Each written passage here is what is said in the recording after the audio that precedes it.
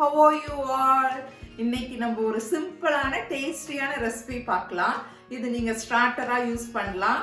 உங்க ஃப்ரெண்ட்ஸ்லாம் வந்து வீட்டுக்கு வரும்போதெல்லாம் ஈஸியா நீங்க செஞ்சு கொடுக்கலாம். என்ன ரெசிபின்னு பார்க்கலாமா?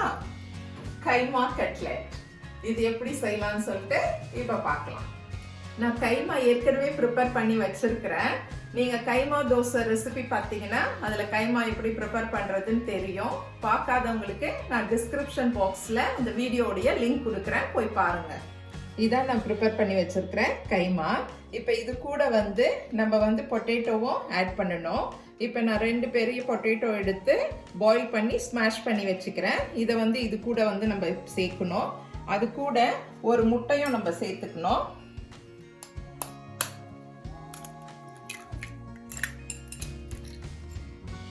இப்போ இந்த கைமா கூட ஒரு 1/2 டீஸ்பூன் கரம் மசாலா போட்டிருக்கேன். கொஞ்சம் தேவையான அளவு உப்பு போட்டிருக்கேன்.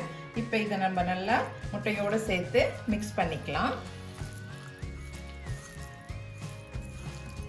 அடுத்தது நம்ம வச்சிருக்கிற பொட்டேட்டோவையும் இது கூட சேர்த்துக்கலாம்.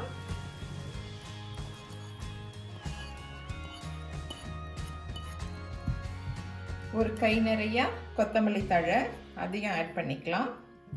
நெக்ஸ்ட் ஒரு 10-15 புதினா இலை கட் பண்ணி வச்சிருக்கேன், அதையும் ஆட் பண்ணிக்கலாம். இப்போ எல்லாத்தையும் சேர்த்து நம்ம நல்லா மிக்ஸ் பண்ணணும். முதல்ல இதை சின்ன சின்ன உருண்டையா உருட்டிக்குங்க. அப்படி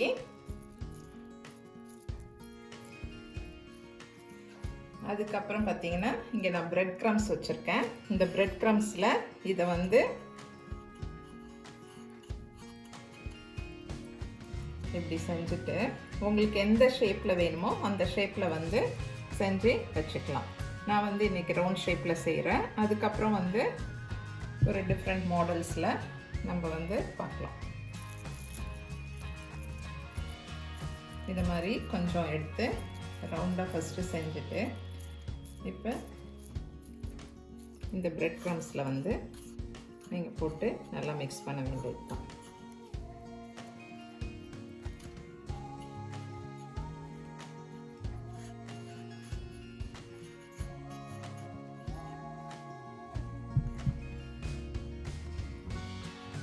இல்லை நம்மளுக்கு ஹார்ட் ஷேப் வேணும்னாலும் ஹார்ட் ஷேப்பில் செய்யலாம்.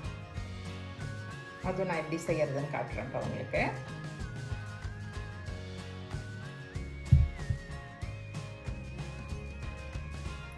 இது மாதிரி உருண்டை செஞ்சு எடுத்துட்டு பிரெட் கிரம்ஸில் வந்து நல்லா மிக்ஸ் பண்ணிக்கோங்க. மிக்ஸ் பண்ணிவிட்டு ஃப்ளாட் ஆக்கிடுங்க.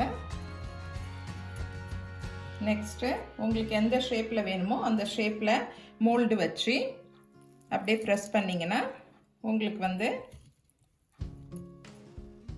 ஹார்ட் ஷேப்போ இல்லை வேறு டைமண்ட் ஷேப்போ எந்த ஷேப்போ உங்களுக்கு கிடைக்கும். இதை மாதிரி ப்ரெஸ் பண்ணி எடுத்துக்க வேண்டியது தான்.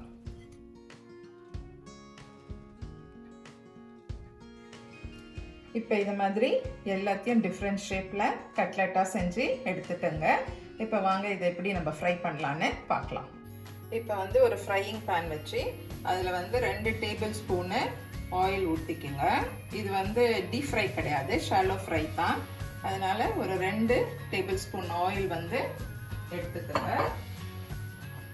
இப்போ நம்ம வச்சுருக்கிற கட்லெட்டை ஒன்று ஒன்றா போட்டுக்கலாம்.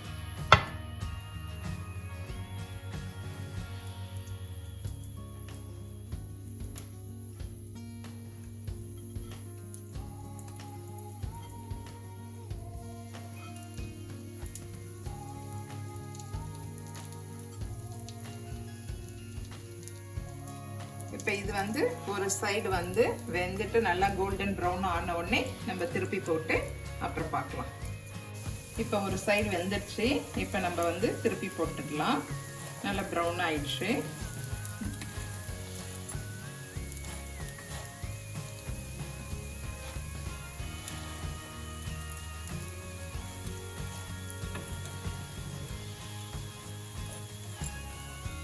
இப்போ எல்லாத்தையும் திருப்பி போட்டாச்சு. இப்போ நடுவில் உங்களுக்கு வந்து நெக்ஸ்ட் சைடு வந்து வேகிறதுக்கு என்ன தேவைப்பட்டதுன்னா ஒரு டேபிள் ஸ்பூனு இதை மாதிரி நீங்கள் வந்து ஆட் பண்ணிக்கோங்க. நம்மளுடைய டெலிஷியஸ் கைமா கட்லெட் ரெடி ஆயிடுச்சு. இப்போ நம்ம அதை டேஸ்ட் பண்ணலாம் வாங்க.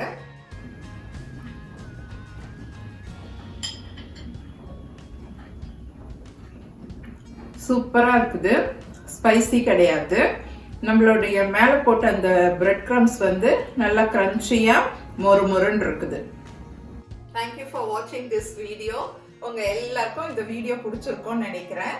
நீங்களும் இது மாதிரி கைமா கட்லெட் செஞ்சு பார்த்துட்டு எனக்கு போட்டோ ஷேர் பண்ணுங்க. Please subscribe to Jojo Das. Dream it, wish it and do it.